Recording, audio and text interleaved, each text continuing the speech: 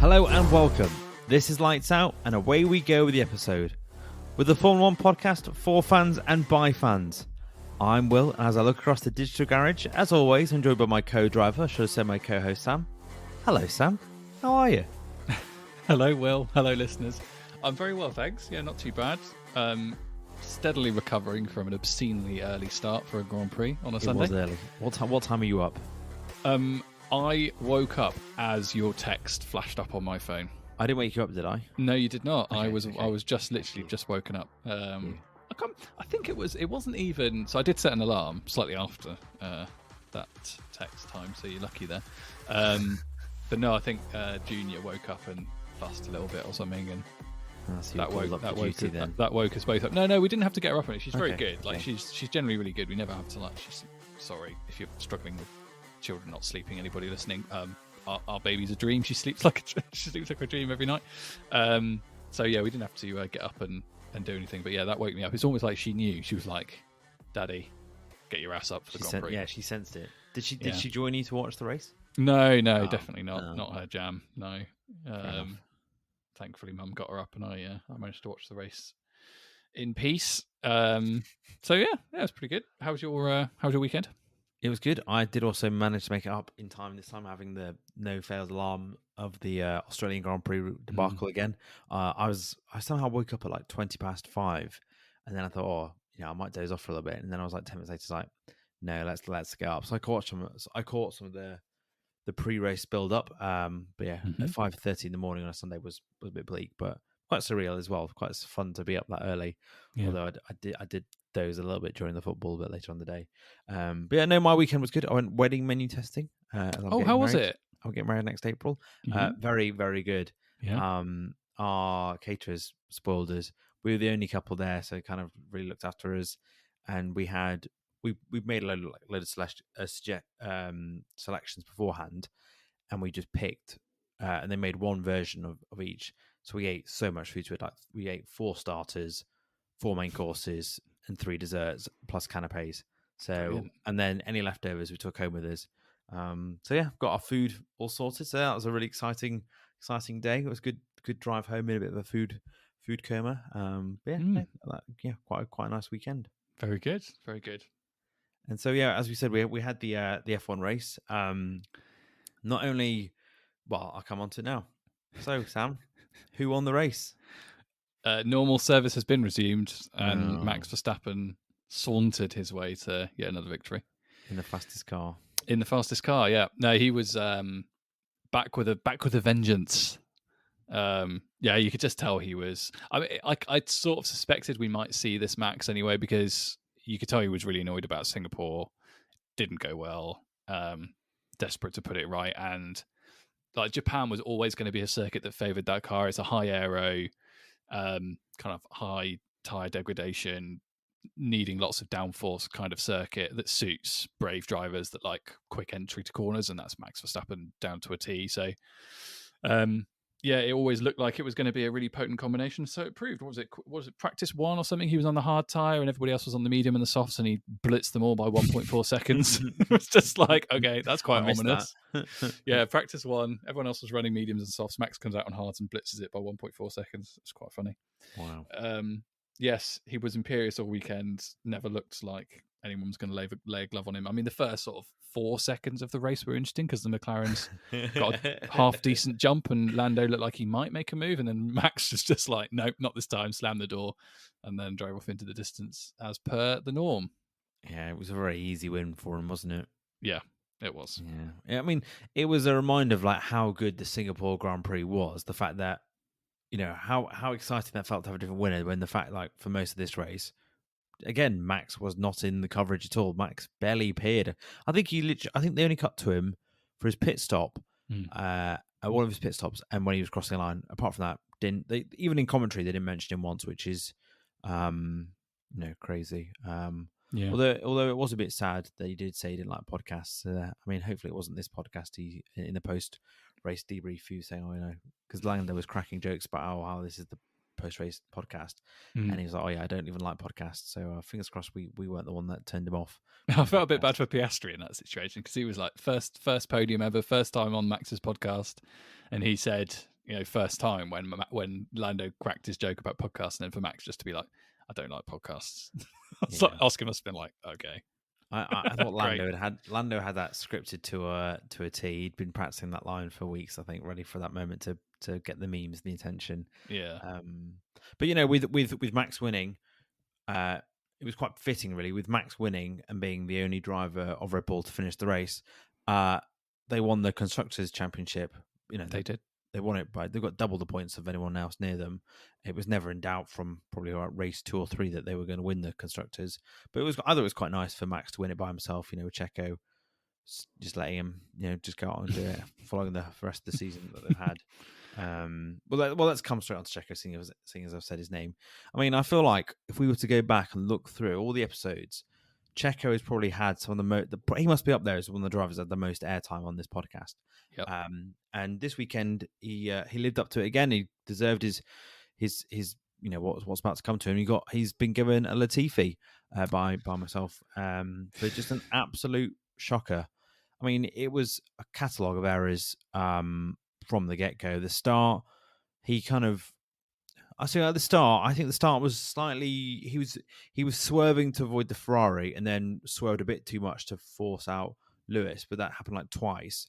And I think it was a demonstration of like how good those drivers, when the Ferrari was swerving, Checo was swerving, and then Lewis swerving, that there wasn't a crash, because the more junior drivers behind them, they collided. There was debris everywhere, so it kind of showed you that they weren't that. But I thought that was a bit not great. And then when there was a safety car, he cocked it up going in the pit, so he got a penalty. Comes out, racing resumes, and then tries to make a pass on Kevin Magnussen, which was never there. Was far too far behind, and hits him. So then K-Mag spins away. And then he has to get, I think he had 2 new front wings throughout the rest of throughout the race. I saw someone say online that Red Bull doesn't just give you wings, it now gives you front wings. I enjoyed that piece of content very much. I've also really enjoyed the have you seen the still photograph of Magnussen facing Checo? Oh yes, and it just looks like like in those I don't know, like Breaking Bad, or like one of those like kind of American films where like 2 people meet up in the desert to like have a face-to-face conversation and the cars park opposite. It just looked like that. Like the 2 cars had just parked and they were like about to go head to head. It was quite funny. Yeah. No, it was good for Checo's generally pretty good for the memes, but this weekend he took the biscuit a bit. Yeah, and then he retires on lap 15, and then fair play to Red Bull. I thought this was genius. They spotted that he got given a penalty, and they spotted if they could unretire him, he could go and do a lap or 2, serve his penalty, and then he wouldn't carry over to Qatar. And I did think it was the cameraman was having a field day. Max Verstappen pits, and then as soon as Max pits, he spins around on the spot, and there's just Checo watching it from his car, waiting to come out to that. And then he then comes and retires again. So he's the first ever driver to retire twice in a weekend in race, which is fair play to him. If you're going to have a shocking season, you might as well go down in history with a good record. And I'm just miles off it. And if you look at the mistakes he made this weekend, the mistakes he made in Singapore, they're really, really bad. Loss of form errors I think he's making. He's driving like he's on Mario Kart, just sort of hitting into people, bumping around. It's pretty amateur, I think. What did you make of Checo's weekend? Yeah, it wasn't good. I mean, he's not had many good weekends, has he, really? Probably since Saudi. Yeah. And that is going back some now in this season of 23 races or whatever it is. I don't know. This weekend it felt a bit different. It was almost like he didn't want to be there. Like in other races I've seen, he's been a bit like overzealous and stuff some other times, and like you can tell he's like desperate to try and compete with Max, and you see that kind of thing happen from time to time. But it wasn't like he was overdriving the car, or it was just clumsy all over, really, the whole weekend. And I don't know. I don't want to speak to the motivation of a guy I don't know at all, but it didn't look right, and all like the body language and stuff wasn't particularly good either. It's not, I won't say he's like given up or anything, but it looks like a guy that didn't really care that much, that he was driving into people and costing his team money, albeit not points and stuff, because they've already won the Constructors, as you say. Do you think, we've talked about this throughout the season, we've speculated on whether Red Bull are going to be ruthless. Could we actually see Checo at the end of the season going, oh, do you know what? I don't fancy it anymore. Maybe. I mean, possibly. I mean, winter's a strange thing. I mean, the number of times I thought Bottas was going to give it up. Yeah. When he was racing against Hamilton, because every year he had the same motivation, and he got beat comfortably every year for a while. And every year he came back, and we saw all through Netflix Drive to Survive that he had that, went through that winter period, built up all that motivation, and kind of, I'm going to beat Lewis this year sort of attitude, which is great. Didn't happen, but great. And I do think like Checo will probably go through a similar thing this winter, right? The season will end, he'll go off, he'll come back, there'll be a couple of street races early doors next season, he'll win a couple maybe, he'll think I'm in the championship fight, and then he'll get spanked as per every year. It's more from a Red Bull perspective now. Like it a lot depends how close it is next year. Like if someone puts together a car that's a realistic challenger to Red Bull's total dominance of the championship, never mind the drivers, because Max is on a different level right now, but the constructors, particularly like McLaren, Mercedes, or Ferrari, predominantly, maybe Aston, you never know, but those three teams I think are more likely to be the ones that challenge next year. If that happens, they surely have to be thinking about it, because if Checo's performances continue as they have this year, they're going to find themselves really struggling to hold on to that constructors title, because all those other teams have got absolute dynamite lineups right now. Like Lando Norris and Oscar Piastri are fantastic. Lewis Hamilton, as we agree, is the greatest driver of all time, and George Russell's very, very good. And then Ferrari have got Leclerc and Sainz. And like, you look at their lineup at Red Bull and you think, I mean, you're in a very fortunate position that the car's bulletproof, Max is Max, and everybody else is so far behind. Because if any of those three things weren't true, this would be much closer and there'd be a bigger conversation. And I know we'll probably talk a bit about Liam Lawson in a bit, but the way he's driving at the moment right now, like, I honestly think Red Bull would have rocks in their heads to not give him a go over Checo. And I know, like, yes, maybe Yuki or whatever have been in the sport longer, but I think I've seen enough from Liam Lawson the last 3 races that make me think there's a really good driver there. Like, they should be giving. I mean, it's a big ask, isn't it, to come in and race against Max? But maybe Max dominance, the pressure's off a little bit for a new driver. He'd be a relative rookie, have time, and there's no way you can convince me he'd do worse than Checo has.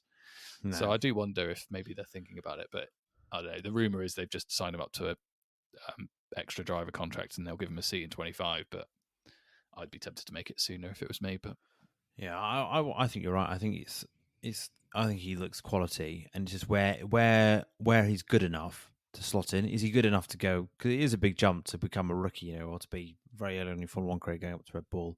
We've seen that with Gasly. We saw that with Albon. They both really struggled being in that second seat. I think you're right. As you said, that Lawson has been given a contract to be the test driver. Well, it's reported to be the test driver for Red Bull next year, but with an obligation to race for either Red Bull, AlphaTauri in 2025. But I think the strategy is, let's keep Liam on standby, and if Yuki steps up on a level next year, or if Ricciardo is electric hot in AlphaTauri, they've got 3 really strong options that they can move around quite quickly to fill that second seat if Checo bombs. And I think that would be the plan. It'd be to get rid of Checo. Whoever is in the best form, whoever they're most confident with, they'll take the Red Bull. And if that's Ricciardo going up to Red Bull, Lawson will go there. Or if it's Lawson, he'll go up to Red Bull. I think it's got to be Lawson, personally. Lawson's beaten Tsunoda 3 times now. 3 races in a row he's beaten him. And Tsunoda beat Ricciardo pretty handsomely when he was in the team. And yeah, it'd be interesting how Ricciardo does when he comes back, because he's still TBC. They didn't sound too confident that he's going to be back for Qatar, so he might be back for Austin. But if his performance is struggling a bit, or if he gets whooped by Yuki, that could make it a bit interesting to see what happens there. Like you say, with how Red Bull assess their drivers. Yeah, definitely. Yeah, we should come on to those that finish in P2. Yes. And P3. Yes. And it was you want to give a bit of a shout out to your new fave?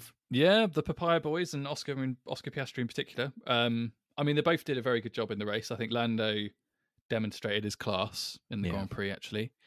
But Piastri out-qualified him and put the car on the front row. And for a rookie, that is unreal. Like, long time since you've seen that happen. Yeah. So,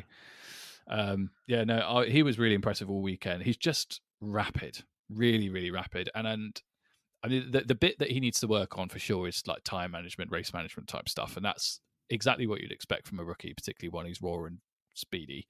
And on a circuit like Suzuka that he hasn't really driven much before, and the level of degradation that they have there, which is really, really high, it does require a special kind of tire management that only really, really good drivers that have had a lot of experience in Formula One can do. And I think it's quite telling to me that like the drivers that did the best on Sunday were the drivers that historically have got a very good reputation for managing their tyres. Max Verstappen, Lando, Lewis as well, I think probably did a better job than George did in the race in terms of managing tyres. Definitely. Yeah, I think that's definitely the bit that he needs to work on, but that's all stuff that he'll learn. That's just data, right? He will get it over the course of the next 12, 18 months, and I wouldn't be surprised at all if, say, the Japanese race 2024 or 2025, he's worked it out by that point, and I think he will be an extremely exciting proposition from a championship perspective when that happens. So, yeah, that was really good. Norris had a really good race. I mean, they both qualified well, second, third. Drove a really good race, never really under any threat from the podium positions. Like Mercedes and Ferrari weren't really out of the races, lol, for want of a better phrase. They were busy fighting with each other, and McLaren were off in a very, very clear second place. It's just an amazing turnaround, really, isn't it? Considering where they were at the start of the season. I mean, Bahrain, they were miles behind, and they've completely turned it around to be, the second quickest team this season. You'd probably say since they've shown more consistent second team in the standings than Aston did, or Mercedes or Ferrari have. And I think also before the race, you and I were texting each other saying, "Oh, we wonder what the gap will be that Max will set. Will it be 30 seconds?" And I think we should be encouraged that the McLaren is getting quicker, because it was actually only 20 seconds. I think that surprised quite a few people. It definitely surprised me. Yeah. And I think Lando made quite an interesting comment at the end when he was driving in. He said, we're getting closer, but we've still got a long way to go. Or like, a bit contradictory, but it sounds like he's quite up for the fight for Red Bull. And I think it would be amazing if we had a Red Bull versus McLaren fight off next year. I think seeing those drivers fight against each other, I would love to see it. Just because I think they're all quite young and quite quick and quite aggressive. Could you imagine that, a battle between Lando, Oscar, and Max for wins? I'm discounting Checo because he'll be sat in the garage or spinning around somewhere else. Yeah, that would be really exciting. I mean, Lando and Max are obviously very good friends. I think as well, there's always something a bit spicier when people that have got people who have good relationships are racing with each other, and you see that friendship tested to some extent. I mean, we saw it with most notably Lewis and Nico when they raced 2015, 2016. So yeah, that would be really good. I'm really hopeful McLaren can deliver something like that. It is still a long way. I mean, I know 20 seconds is good and that's progress for sure, but it's still pretty significant. And I'm convinced it could have been more probably, but well, let's live in hope, shall we? We'll see. I mean, the best thing McLaren can do next year is get rid of that bloody papaya livery. The car would probably go half a tenth quicker, at least, if they got rid of it. So, they're really good. They're in a really good place. I think it's quite notable what Hamilton said as well about McLaren, and that they've clearly got. What did he say? I think he said they've clearly got the direction of travel right. They're on the right track, and we need to follow suit. Basically, was his message. And obviously, they're another Mercedes customer team. Outperforming Mercedes this season, which will be very, very irritating, I'm sure.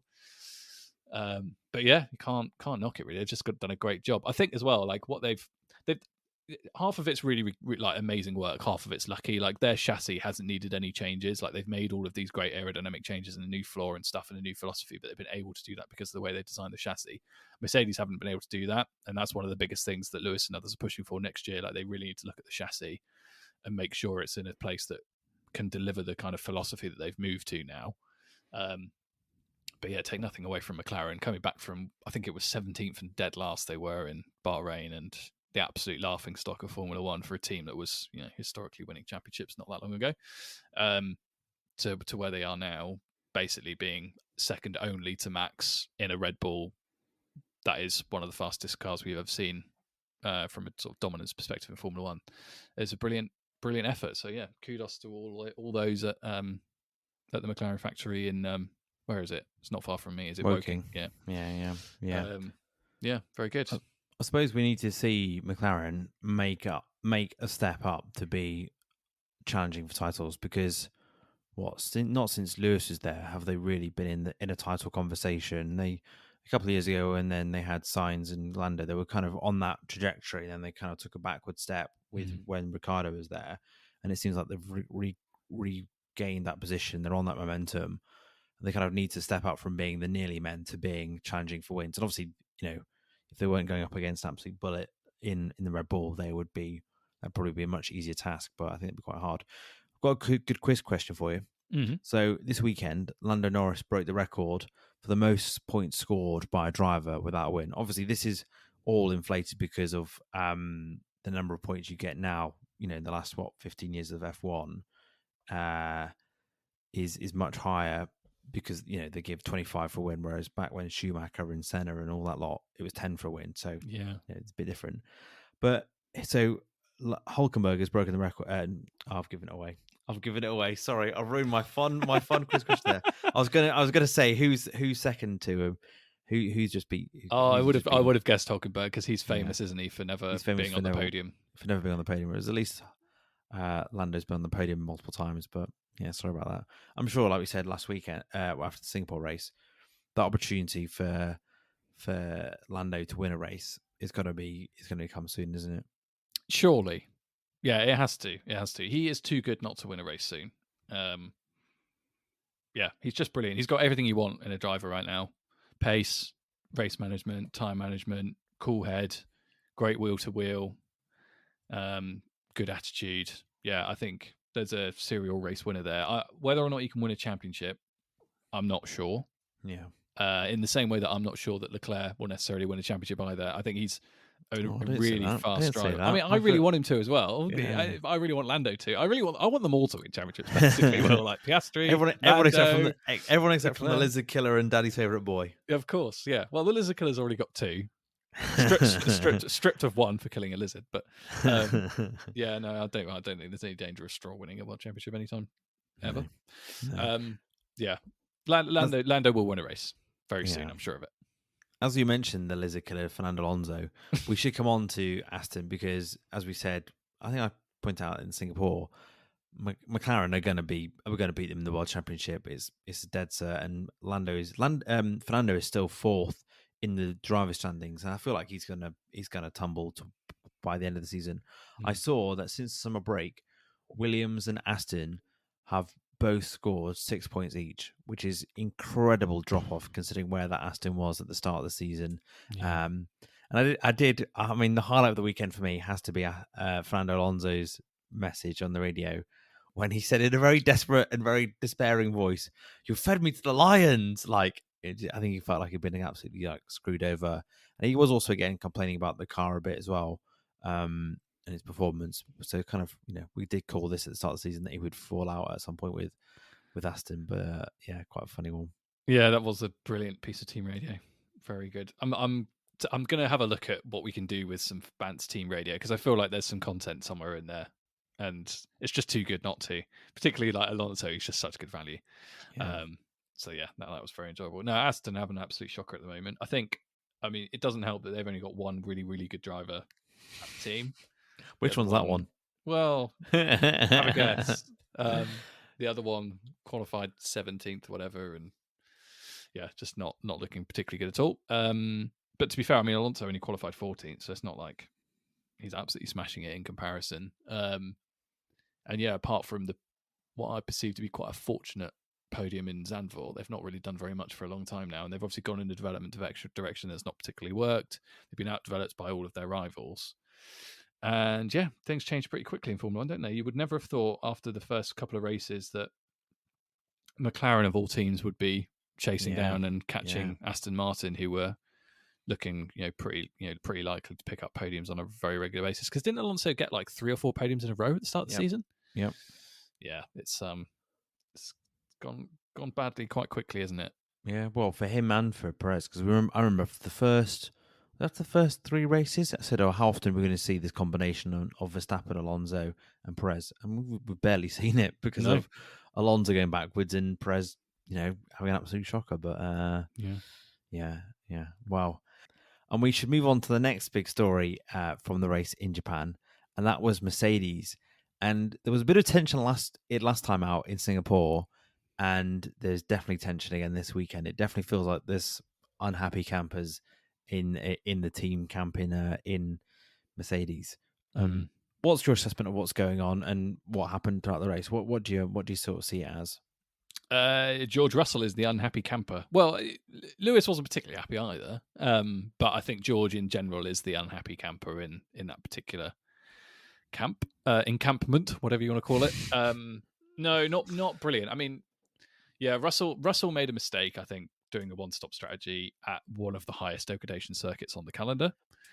Yeah, I just on that, I found that a really odd strategy, because it sounded like the McLarens were quite concerned about him, but then actually how it unfolded, he was nowhere near, and he was going backwards. And it just seemed a really bizarre strategy that he thought was going to work. And I think you said this before about how he sometimes likes to think he's some sort of strategy genius.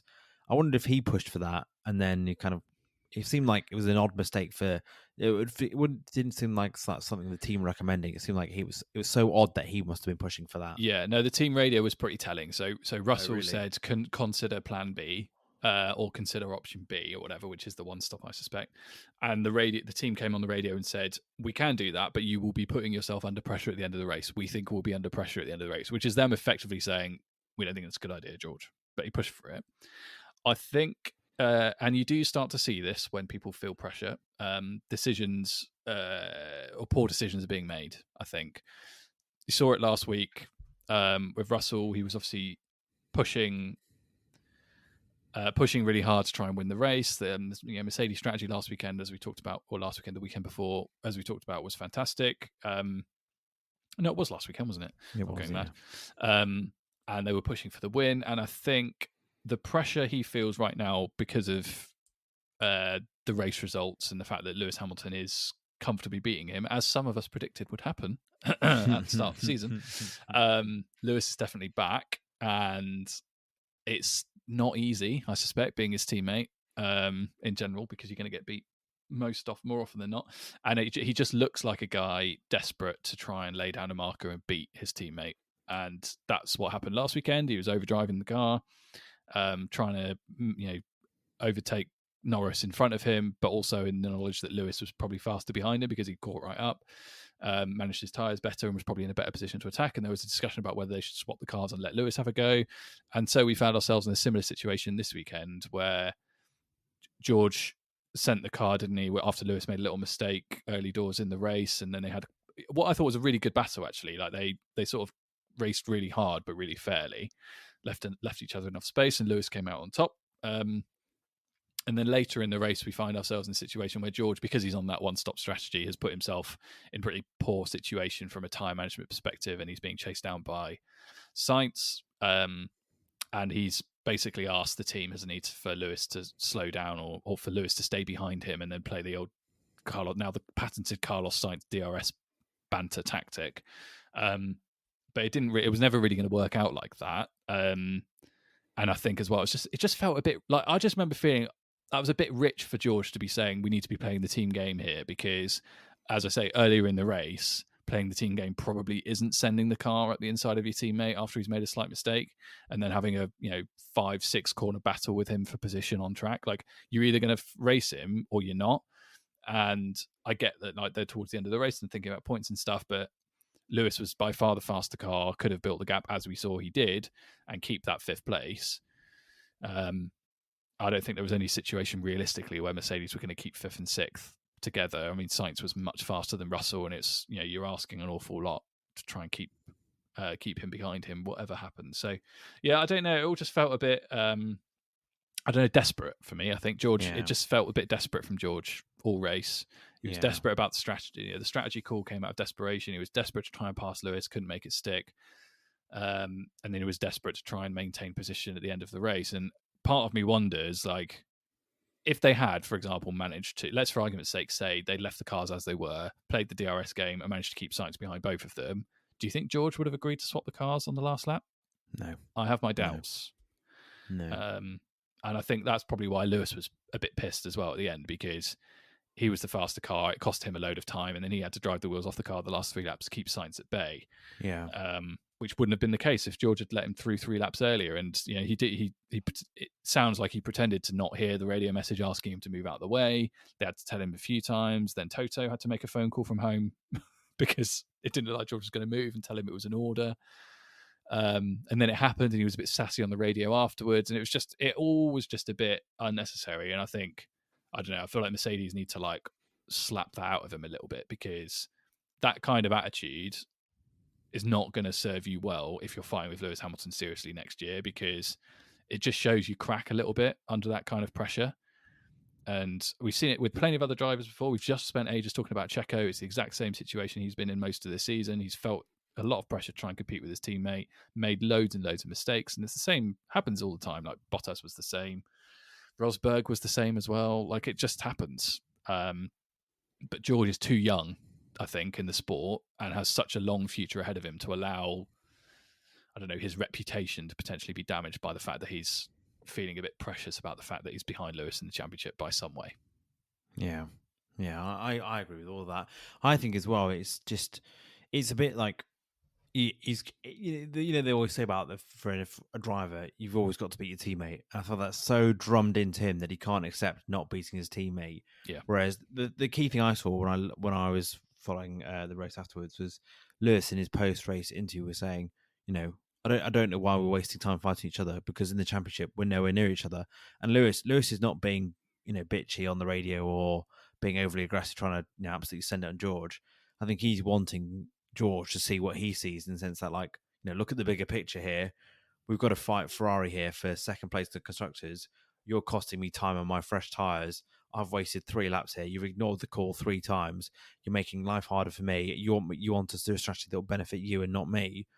Like, Lewis has seen it all. And I think Lewis was quite annoyed by the end of it. And he did seem pretty pissed in his post-race interview as well. And I saw there's a video that they put out of Lewis is having a debrief with Bono, and George walks in, sort of says hello to everyone, and they had a very quick like high five, and that was it, him and George. And I think there'll be some strong words spoken offline, which is what it needs really. And I think Lewis just needs to assert his dominance as the main man. And George, I think George is in that sort of trap at the moment where he thinks he's one of the greatest drivers in the sport, and I put him in that top tier of drivers in the sport at the moment. But I think he thinks he's already better than Lewis, and I think that's just starting to shine through. And I think some of his decisions are thinking he think he's got Lewis's number, whereas actually he's not had as good of a season as Lewis. Lewis is incredible at everything in the sport and has seen it all, done it all. And I just think, I think you're right. I'd be very, very nervous if this was a world championship, if they were behaving like this with each other, because it goes back to that Rosberg-Hamilton rivalry where it was so tense. It cost the team points, and it was just so toxic, and it just got worse and worse.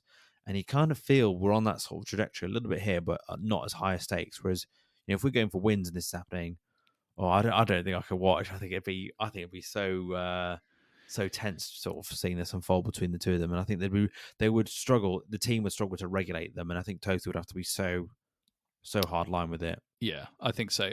I actually think that, and I know we're kind of you in particular are a big Mercedes fan. I like Mercedes as well.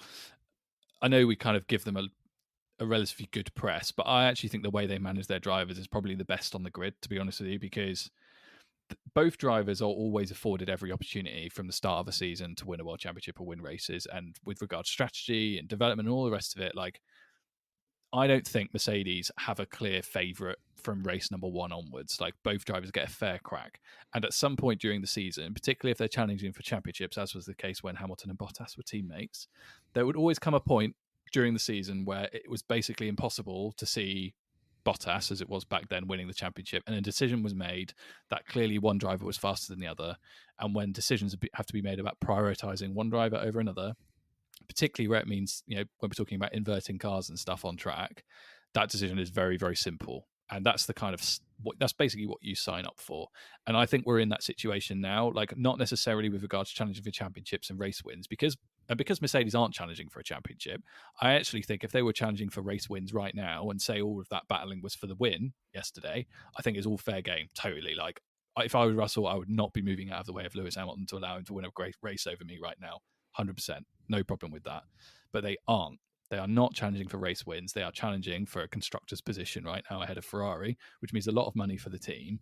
And because of that, I think if Mercedes think Lewis is the faster driver, and this season he has demonstrated yet again he is the faster driver and he is more consistent, he scored more points than Russell, it's 75 now the gap, you prioritise the guy who's fastest. And that is an end of it. And I feel like George kind of needs to make his peace with that a bit this season, because there's still quite a few races to go.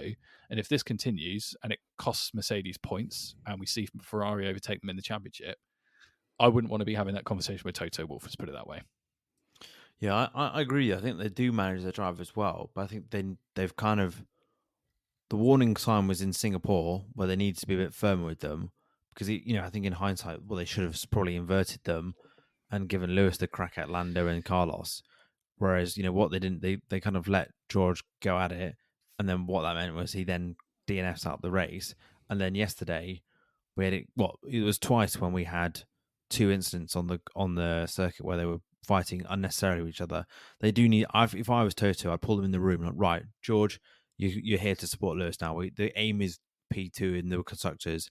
If there's a moment where Lewis has got the advantage and he's behind you, you let him through. As soon as we tell you to, you don't argue with it. Bang. Like that's what I think Mercedes needs to do to manage the drivers now. It seems like they're still trying to let them race, and that's just costing them. And I think they're kind of getting a bit lucky, but that could be detrimental by the time we get to Abu Dhabi. So I do agree with you. Where I disagree with you is about Singapore. So I think because Singapore, there was a reasonable, realistic possibility that George Russell could win the race from that position. They let them race, and I think that's totally fair enough. I think if they find themselves at any point in the season fighting for race wins, and even regardless of whether or not Lewis is faster, because it was exactly the same in Brazil last year, right? George was in front of Lewis. Lewis probably was quicker than George, even with a bit of damage from his little kerfuffle with Verstappen.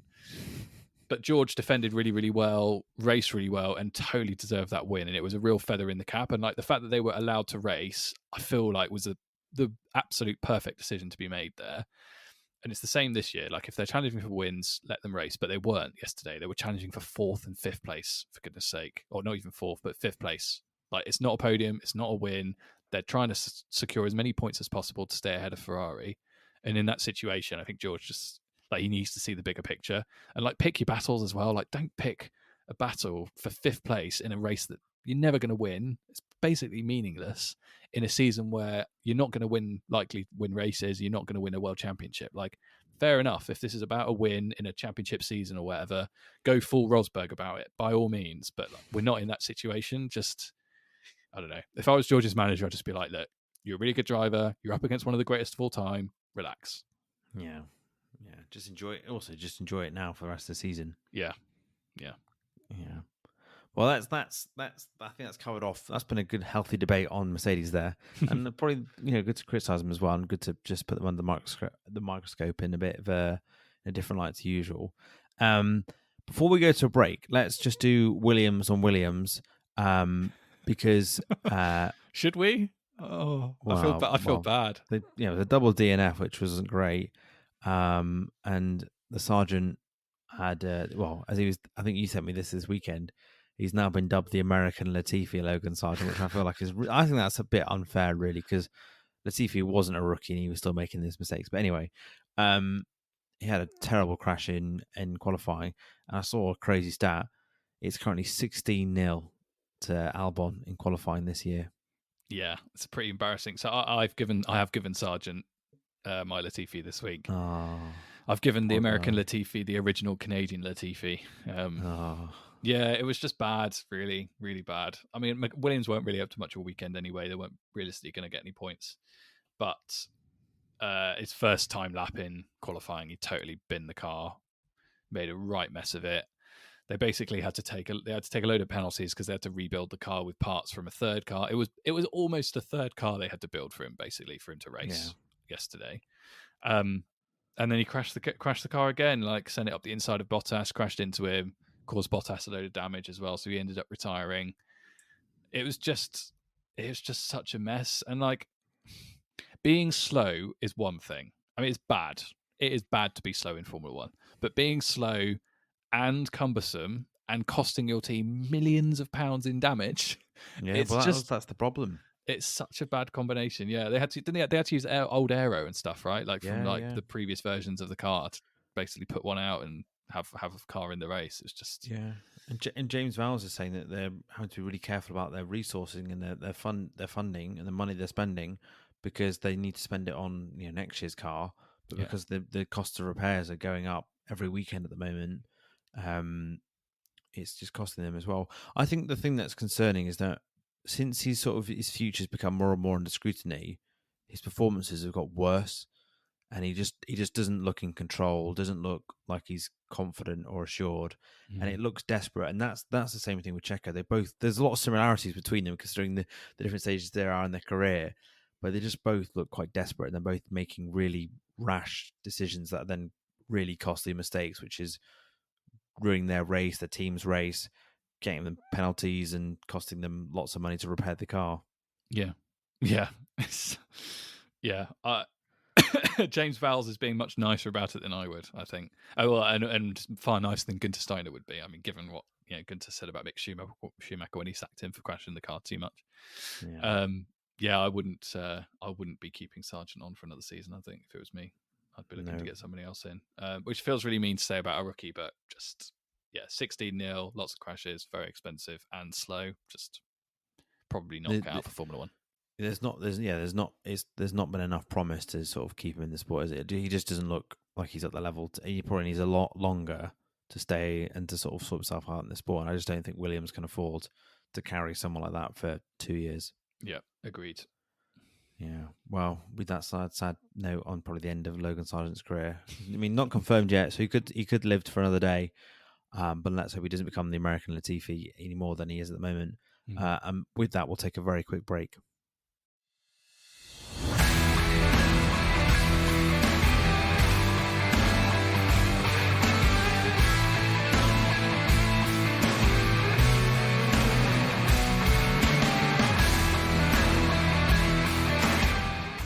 Hello, welcome back from the break. Hope you had a jolly old time. We're going to dive straight back into our predictions game and to hear the results from the Japanese Grand Prix. So, Sam, over to you.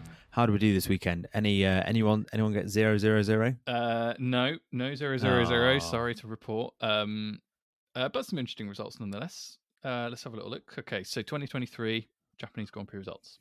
You had first up, number 5, DRS King himself, Carlos Sainz. You predicted him finishing 5th. He finished in 6th, so you pick up 1 point. Very good. Nice. You were quite pessimistic about that prediction at the time. I think you were tipping him for glory, but the Papaya crew surprised you. Yeah, they did a bit. And I obviously forgot that Ferrari's DEG isn't great, and Japan is a very high DEG circuit. But it's getting better. Yeah, it's definitely getting better. I'll tell you what, just a quick note. We haven't talked about Ferrari at all, but in the context of the predictions, I was very pleased to see Charles Leclerc have a normal weekend. He outqualified his teammate. He drove a really solid race, didn't get into any trouble. The strategy was fine. The pit stops went okay. He picked up some points. Happy days. Have you seen the thing that he thought he was on the podium and he didn't realize until he finished the race, because he passed some, when it was the virtual safety car, he passed Red Bull car and he thought that was Max crashing out the race or something. Oh. And it turns out it was Perez is going really slowly. So he finished the race and he then thought he was 3rd and he's actually 4th. Had a good weekend. If you ever wanted an insight into the difference between a really cerebral driver and one who just concentrates on driving the car as fast as possible, that's it right there. Because Charles just not paying attention to anything else. He's like, I'm going to drive the car as quickly as possible, and where I finish is where I finish. He's too busy thinking about the piano music he's going to write. Yes. Sorry, listener, I've got a bit of a cough there. I actually swallowed a bug whilst I was walking my daughter earlier on, so that might be it. Anyway, you didn't want to hear that. You then got number 15, Valtteri Bottas, who you predicted to finish in 14th. And as you mentioned, he was in the wars a little bit, and finished 20th. Thanks to Logie Bear driving into him, so he picked up 6 points there. And then you had Charles Leclerc and the other Ferrari, who you predicted to finish in 6th. He finished in 4th, as we mentioned, so 2 points, so 9 total. Okay, I'm reasonably happy with that. Yeah, that's a pretty standard average weekend. Very good. I had Kevin Magnussen. I predicted him finishing 17th. He was classified as 15th, largely because of all the retirements. So I picked up 2 points there. I had Logan Sargent, who I predicted to finish in 20th. I actually can't believe madness happened and he didn't finish dead last. But he didn't. He was classified 17th, so I picked up 3. And then the one that let me down. Can you guess who he drives for? It's, yes, everyone's favourite, Aston Martin. Daddy's favourite boy, Lance Stroll, who I predicted finishing 13th. And he finished in 18th, so I picked up 5 points and for a total of 10. So he won by 1 point. Ooh, 1 point. Oh, I always just seem to nick it, don't I? Yeah, you've had a few. To be fair, you've had a few very, very good weeks, and I've had a couple Some of shockers. pretty bad ones, and that's probably Thanks the to Fernando difference. Alonso. Yeah, I mean Fernando was a stinker. That was really bad. What did I have last? Yeah, Alonso last week that cost me 9. Stroll this week cost me 5. Although I don't necessarily think Stroll's was his fault. He got crashed into, to be fair. So yeah, not brilliant, but there we go. To be fair, you had Stroll last week and he cost you 7 points. Yeah, well, there we go. Basically, Classic avoid Stroll. Aston Martin at all costs. Well, you say that. We're going to do... So next weekend, there is no race, but the weekend after, we've got Qatar. So we're going to do our predictions for Qatar right now. So, Sam. Yes, we are. You're gonna get your number generator out and see who the first pick is. Okay. I really enjoyed it doing live last time, so I'm doing it again. It's good. It adds a good element to it. Okay. First out the blocks. Number 10. Is it Stroll? It's Stroll. Oh, you've jinxed it. You've jinxed it. Right. Stroll in Qatar 15th. Okay. Boom. Straight in. 15th. Very good. That's really... I can't believe that. Oh, please let the next one be Alonso. I will piss myself. That was very well. This is going to be very well. If it's number 4, I will cry. Okay. Here we go. Okay. Number 13. Alex Albon. Ooh. I'm going to go 11th. Just outside the points. Okay. I think that's a pretty solid bet. Last one. Oh, number 9. Oh, it's Bay, Oscar Piastri. But he's only 9th in the championship. Wow. Yeah, he's actually... I didn't realise quite how far behind Norris he was. So he's got 57 points to Norris's 115. I mean, he had a couple of things, didn't he? He got him and... Was it him and Ocon that had that incident in Spa? Cost a load of points. Sainz, that's right. Yeah, not Ocon. And yeah, he's had a couple of unfortunate incidents. Let's say that probably left some points on the table, but yeah, it does. Norris has done really well. He's had lots of podiums as well, hasn't he? Yeah, I mean, Norris is only 20 points behind Leclerc now in 6th. So, jeez, chasing him down. Piastri. Where will Piastri finish? I think he's going to finish 3rd. I think he's getting back-to-back podiums. I back him. I'm very happy with that. Very good. I'd take that. Okay, right. My first driver. Please get Alonso. Ooh, my first driver is number 8, George Russell. Ooh, where's he going to finish? Probably behind Lewis. But where? Yeah, I think you have to really think about the grid and how it will line up, won't you, before you make a prediction? Yeah, well, because the developments this year has been quite quick, it sort of sneaks up on you a little bit. So, like Ferrari as well, the fact that they've developed really well and they look a real match for Mercedes. I'm going to go solid points, 6th place. Nice. That's a safe bet. Okay, number 18. Oh, no. It's Magnussen again. You and Kevin Magnussen, you've got some sort of partnership. If I get Alonso 3rd, I'm quitting the game. Genuinely. Right, Magnussen. Oh, the tension. That Haas is garbage. They're bringing a new car, aren't they, to the American Grand Prix, but yeah, Kota, but not for Qatar. So it's going to be garbage still. Are there many crashes in Qatar?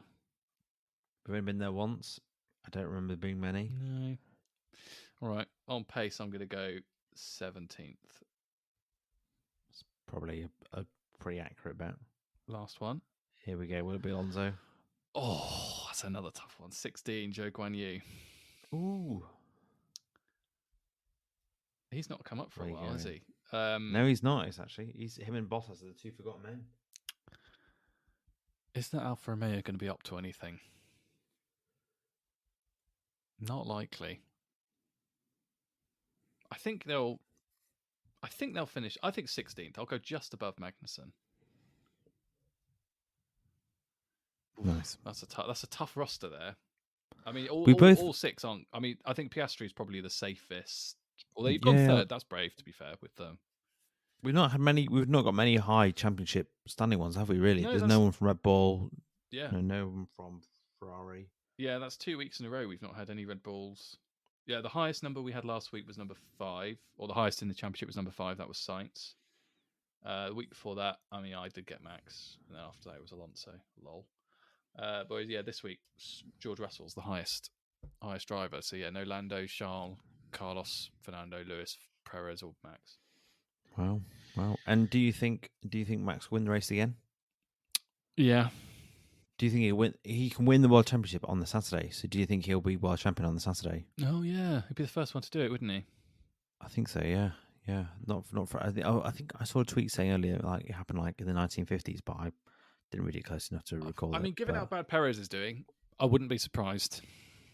Yeah, I mean, it'd be quite funny if he wins it on Saturday, goes on a massive bender, and then has a shocker on the Sunday. I would actually quite enjoy that. He just doesn't show up. Yeah. They have to get Lawson in, and Lawson wins his maiden Grand Prix. There we go. You've written the script for it now. That would be fun. No, I think Max will still be his usual Thanos self and waltz to victory again. Yeah, he's going to go on a bit of a run again, I think. Apart from maybe Brazil, where you're betting on a Hamilton win. Absolutely, but yeah. If Hamilton doesn't win, I think Verstappen could win every other race of the season. Yeah, that does feel quite a likely outcome now. Except for Brazil. Brazil. Doesn't even feel that outrageous to say, really. Whereas, if I said that, a year ago, you'd be like, oh, no, someone else will definitely win a race. But it's a bit annoying they were so bad in Singapore. I think we'll look back on this season and just be a bit irked that we've had this season where one team has been so dominant and one driver has been so dominant, but that team's not won every race. Yeah. They've lost one. And that'd be the season we start a podcast about Formula One and we don't like Red Bull. Yes. Oh, very good. Very good. All right. That brings us to the end of the podcast. Thanks very much for joining us. Remember to subscribe and leave a review on your podcast platform of choice. If you enjoyed it, why don't you share it with a friend? Hopefully they enjoyed it, or they enjoyed the podcast more than Logan Sargent is enjoying his time in Formula One right now. Thoughts with Logan. Yeah. Pray for the lizards and Logan. The list of prayers gets longer every week. Yes. Follow us on Twitter at Lights Out Lads, and on Instagram we are at the Lights Out Pod. Yes, indeed. And our next episode is on Greatest Controversies Part 2. And I can tell you it's going to be an absolutely cracker. We've already filmed it, recorded it, sorry. So, we know it's a good one. And we do reference the North London Derby. And we did talk about different scenarios. And the one scenario we didn't talk about was a draw, which actually happened. So you can enjoy listening to that a week after it's happened. But yeah, that'll be out next week. And we're back for our next race podcast after Qatar Grand Prix. So that's all from us. All the best and goodbye. Bye-bye.